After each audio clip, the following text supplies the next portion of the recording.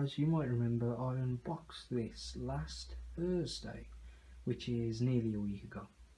Anyway, it is my WWF Attitude Era Big Eagle. Here we have the belt bag. I'm pretty sure I gave you all a good view of it in the unboxing, but nevertheless I'll just show you again now. As you can see, here it is. It's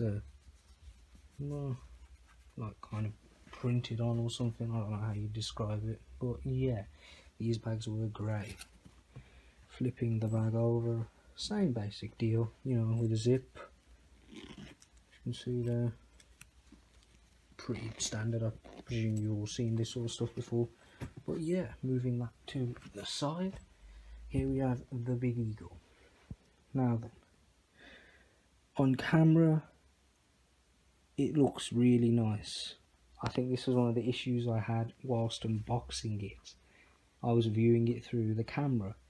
However, upon closer inspection, it is in pretty, well, not the best shape really. Where do I start? I'll start here. Alright. On the logo plate, it is... this is quite problematic actually. It's quite difficult to actually show the scratches. Let's see, can it pick anything up? Hang on, bear with me 1 second please. Yeah, it works a lot better with the flash. You can see you've got some scuffs there on the bottom. That I could easily live with. But yeah, that's the side plate. Writing's a bit wonky, but I could live with that. This plate, there's quite a few little nicks on it, as you can see there. Crystals look really nice though. As you can see there, it is in pretty shoddy condition. On this plate, where the McMahon family crest is, it is once again, got some rather ugly marks all over it.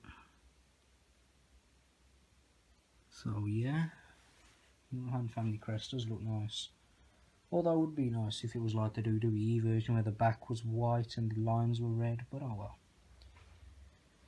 Now then, on the main plates, let's start down here. There's a nice little, well not nice, but a big scratch along the A, along the top there, as you can see. Along the bottom there, there's also quite a lot of various little nicks on it and stuff. Looks like a thumbprint of mine. Oh well. Along this side it looks decent. In the middle of the globe, yep, that is rather disgusting. Along the writing as well, I need to try and look at it without the camera so I can pick it up a little easier. There, as you can see, because when I was unboxing it I was excited and whatnot, so I couldn't tell everything that was wrong with it. But yeah, it does have quite a bit. Along here, this is where it's quite ugly. Come on, focus in on it. It's having a little bit of a hard time. There we go.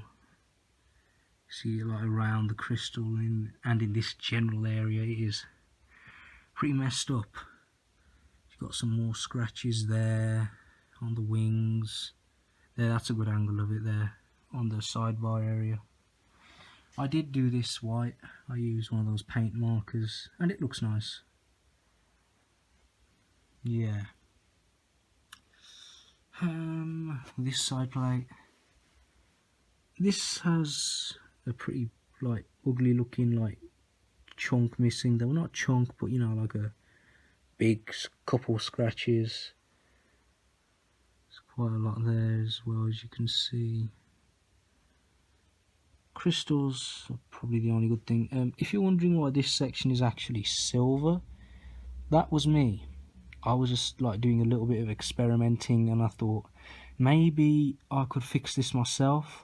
So I completely scrubbed off the paint just on that little area there and tried to get rid of the scratches. There's still a little bit of a scratch there, but I thought if I try and fix this, I'd literally have to scrub off everything on these plates, remove the crystals, prime them, then paint them gold, then get a toothpick and go in where you know, you need all the black and the white and the blue and red, and yeah, it just seemed like a lot of extra effort. So what I've done is, oh, by the way, tell me if you think that's a good method. I'm just curious, because I've contacted Paul Martin, Championship Belgium. Probably have heard of him. Basically, he does re-leathers, custom belt orders, stuff like that, and I think he can essentially design any type of belt for you within reason. So I asked, so this seems like kind of child's play, I would have thought, to him. So I've sent him a message over Facebook just asking him if, you know, maybe you can give me a hand. When I say give me a hand, I mean do it for me, for a commission, of course. And yeah, he hasn't got back to me yet, but I've checked his website, not his website, sorry, his Facebook page, and it says if I don't respond within like days or something, just send you a message again, as I think he has like a backlog of messages. But yeah, here we have this belt. On the plus side, it has made me appreciate what is good about real leather. Like on my big gold in the video, I did say chances are I'm never going to have it re-leathered, because, you know, putting in extra money, you can practically get yourself a new belt. But yeah, I'm definitely going to be getting that re-leathered next year, probably, you know, save some funds up and whatnot. But yeah, the leather is pretty damn good. Oh, there's also a problem with the snaps here, as you can see. There's a chunk missing on this one right there in the center. There you go, you can see it now, the third one along. So that's not very nice. And another thing, look at the leather. I didn't notice this, but when you shine light on it, it's actually blue, not black.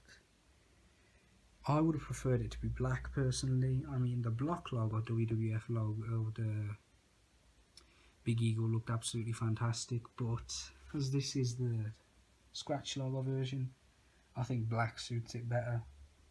But yeah, it's like it's been sun faded or something, and all the colours of it have just rubbed off. Here's a good way to show it you. If I just, hang on 1 second, pull some of this back. There you go. Look at that. That's what colour it originally was. I'm not sure if someone attempted to dye this black or something. All I know is it was originally blue, and it still shines through. Flipping it over, there's a little bit of leather damage right there. Some more over here where all the bolts are covered up. Looked like it was autographed here. I mean, that might be a Sharpie mark, because someone just rubbed it off, I don't know, or whatever. Here the leather is kind of damaged, as you can see it's creased in this way, as someone had it on display like this, you know, standing up. So that's what happens to your belts if you display them like that. I've seen like actual belt stands, you know, that hold it like kind of here. That being said, I'm not sure how good they are either. Just giving you a quick look at the flexibility. It is beautiful. It really does give you a brand new appreciation for, well, not a brand new appreciation, but it makes you think, you know, wow, Figs Inc. is just, yeah, look at that. I know it's a stupid example, but yeah. I actually realised just how shoddy their leather, well, simulated leather is. This side isn't as flexible, as you can see. Then again, this side does have the property of 6th plate, so does help it. And yeah, so the leather on this belt is fantastic. If I just lay it down like this, it just folds under itself and lovely. It looks very nice. And yeah, it's a lot easier to handle. Only problem is it, like, if you have it on your lap, like as I had it on my lap as I was trying to scrape this paint off there, it you know, kept on like not falling, but you know, it would have fallen if I didn't have a good grip on it. As it just, yeah, the leather, it makes it want to go everywhere, as you can see there. Very nice actually, the leather. So if I were to, well, when Paul Martin responds, I hope there's something that can be done about this. If there is, I'd probably be sending it off to him maybe February time, if that works for him. As you know, I've had like a little bit of cutback on my funds by buying this, so yeah. There's also a curve in it, as you can see there.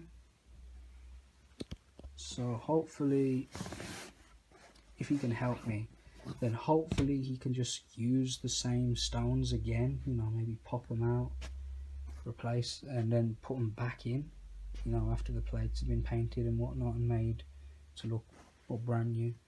If he can do this for me, then what I'm going to request is, like, literally make it look like it did back when it came out in like 2001. I think it was 2001 actually. I know this wasn't part of the first batch as it has a property of plate, but yeah, if you can just essentially make it look like it did when it first came out, minus the stones, I'd be really happy. I'd also probably want to get it re-leathered again, as I'm not that big a fan of the like dark blue. And yeah, apart from making it look literally like it did when it came out, everything the same is probably how I'd like it. I'd also want to ask him if he could go over the logo again and make this white and the lines red on the McMahon family crest. So yeah, that's pretty much what I'd have him do, if he can, that is. And yeah, what I'm going to do now is just reach off camera and grab my favourite belt over here.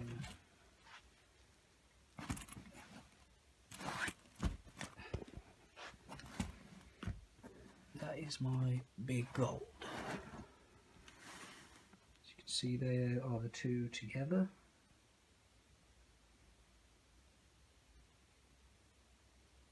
And as I was saying, you can really appreciate just how good the leather is. I've seen people do this before. Here's simulated figs leather. Probably exactly the same as the leather on the new ones made by WWE, I think. And here you have real leather.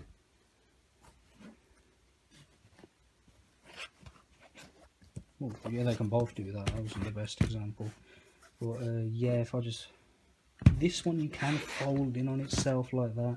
The weight does help it. But yeah, this one's a lot easier to do. As you can see there. So, well yeah, that's pretty much all I can say. As I was saying earlier, if Paul can't do this and I have to try and fix it myself, if anyone out there has any advice, you know, a good way to make it look brand new, you know, on a reasonable budget, I wouldn't actually go out, buy cheap stuff to try and fix this. I'd probably, well, more than likely I should say, break the bank a little bit, as I really want this to look awesome. So yeah, YouTube, Facebook, you know, Twitter, there's like huge belt communities. Well, not huge, but pretty big.